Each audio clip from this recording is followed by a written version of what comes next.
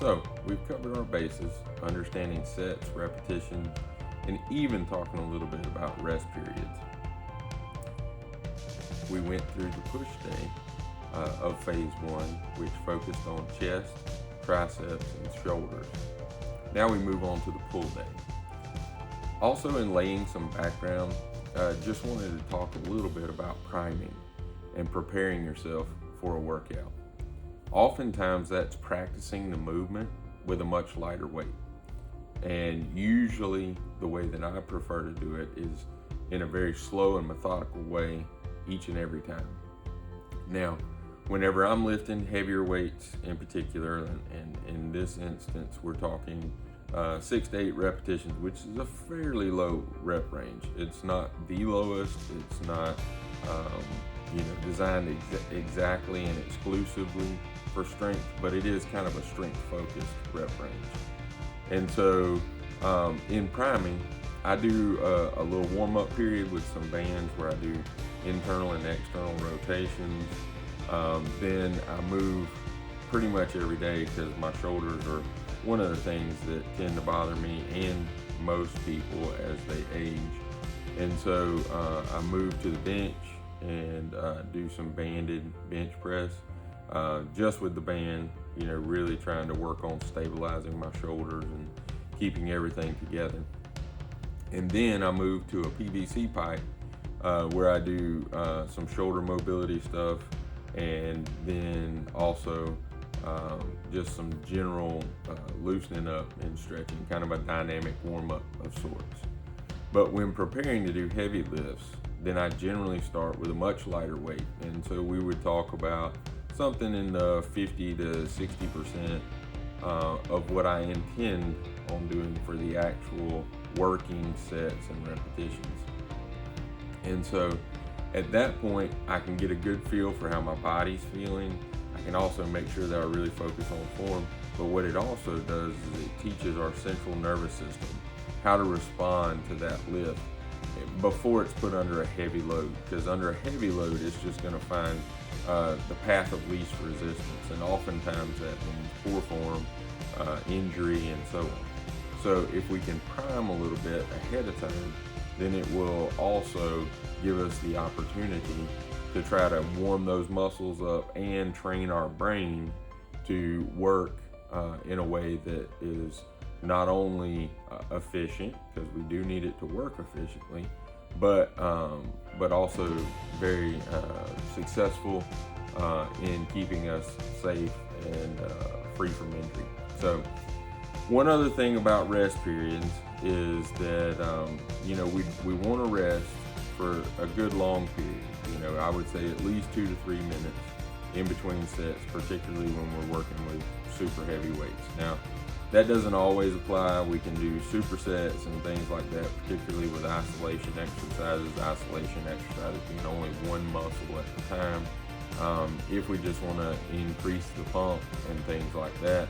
But when we're building strength, we really want to take that 2 to 3 minutes. Now, oftentimes you may feel resting after 60 seconds or what have you. But what we're allowing the body to do is to regenerate some of that ATP. And that takes a little bit of time. And so we want to make sure that we're as rested as possible so that when we get back under there, obviously understanding that some fatigue is occurring after each set and rep. But we want to make sure that we're as rested as possible, that we can perform the movement as well the next set as we did the prior set. And so anyway, be sure and take the rest periods. Sometimes it feels a little slow and boring, but find something that fills the time. That could be saying a prayer, that could be listening to music, that could be walking around. You can walk a little bit and just kind of get a few additional steps and activity in for the day. But whatever it is and whatever you do, oftentimes I have another little project going on. So, I'll even go over, right now I'm working on fixing a fishing rod over on the workbench. And so I'll do a set, I'll go work on the rod for 2 to 3 minutes and then turn around and come back and do another set. And so anyway, it fills the time. It keeps me from jumping the gun and getting in too big of a hurry.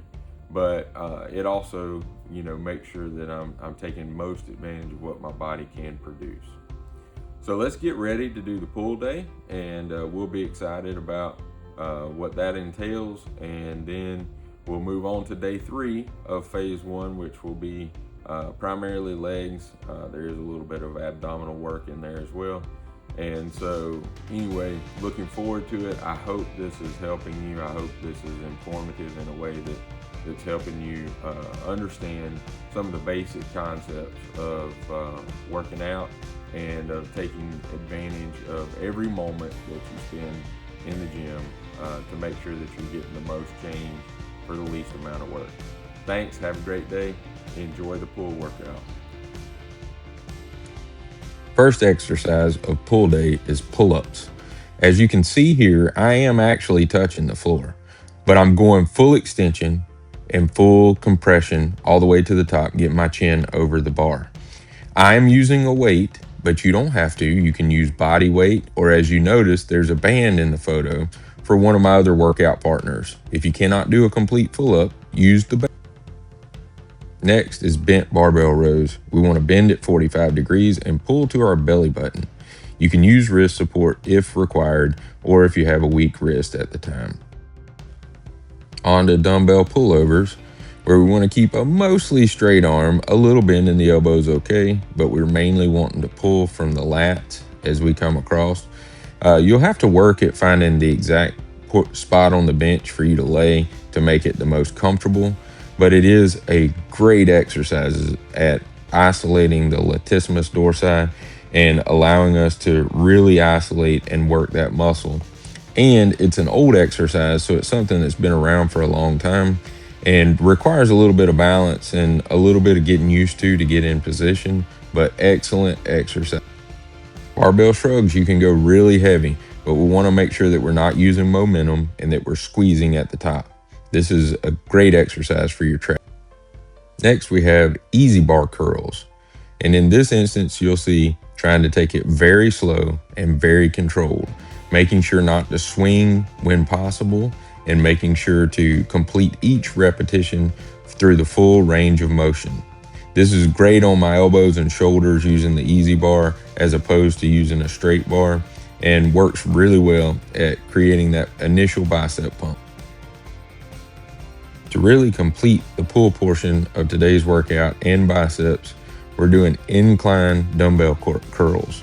As you notice, this emphasizes the stretch position of the bicep, allowing us to get a full range of motion while also in a very slow and controlled environment. You'll have to go lighter than you think on this exercise, but this completes the pull portion, but we have a little bonus exercise for you today, and so I'll include it next.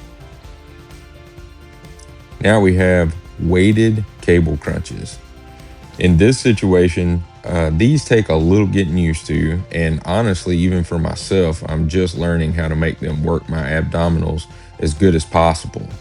So if you'll notice, the range of motion is not very great in this, but what we're really wanting to focus on is crunching or curling the spine to make sure that we're pulling with our abdominals and not working the hip flexors.